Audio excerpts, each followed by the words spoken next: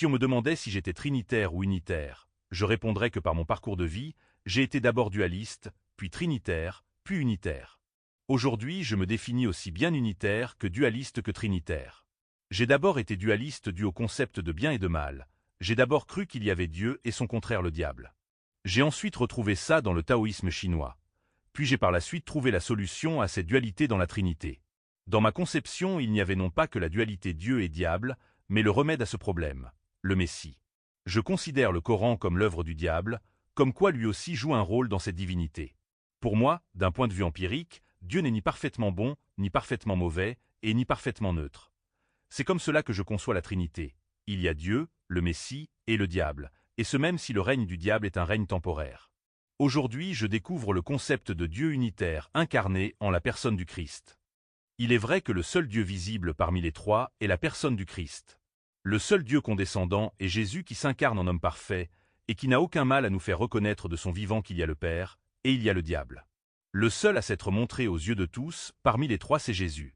C'est pourquoi je n'ai aucun mal à me reconnaître également dans l'unitaire.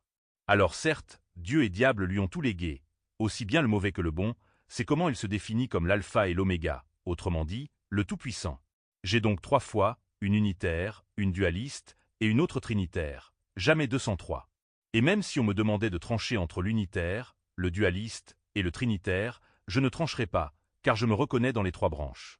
Vous pouvez être unitaire, ça m'est égal. Vous pouvez être dualiste, ça m'est égal. Vous pouvez aussi être trinitaire, ça m'est égal.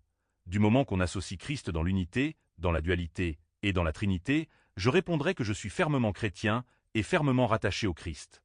Ainsi je n'ai aucun mal à me rendre chez les évangélistes, ils sont chrétiens, je n'ai aucun mal à me rendre chez les orthodoxes ou les catholiques, ce sont mes frères chrétiens, je n'ai aucun mal à me rendre chez les témoins de Jéhovah, ce sont mes frères chrétiens, et je n'ai aucun mal à me rendre chez les mormons, ils se revendiquent tous de la doctrine chrétienne.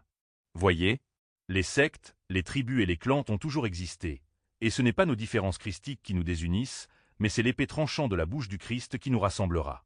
Ne croyez pas que je sois venu apporter la paix sur la terre, nous dit Christ. Je ne suis pas venu apporter la paix, mais l'épée. Car je suis venu mettre la division entre l'homme et son père, entre la fille et sa mère, entre la belle-fille et sa belle-mère. Et l'homme aura pour ennemi les gens de sa maison. Notre maison à tous est l'Église du Christ, et comme il le dit lui-même, sa maison sera divisée d'une manière ecclésiastique. Chaque Église bonifie l'enseignement qu'elle veut mettre en pratique. Ainsi les évangélistes privilégient l'évangélisation, les pentecôtistes privilégient le parler en langue, les catholiques privilégient la table servie où Jésus, dans ses derniers instants, partage le pain et le vin en disant à ses apôtres « Prenez, mangez, ceci est mon corps. Prenez, buvez, ceci est mon sang, le sang de l'Alliance, qui est répandu pour plusieurs. Faites ceci dans vos églises en ma mémoire. » Le choix de l'Église est donc un choix personnel par rapport à là où nous nous situons, et par rapport au message qui nous parle le plus ou que nous voulons véhiculer.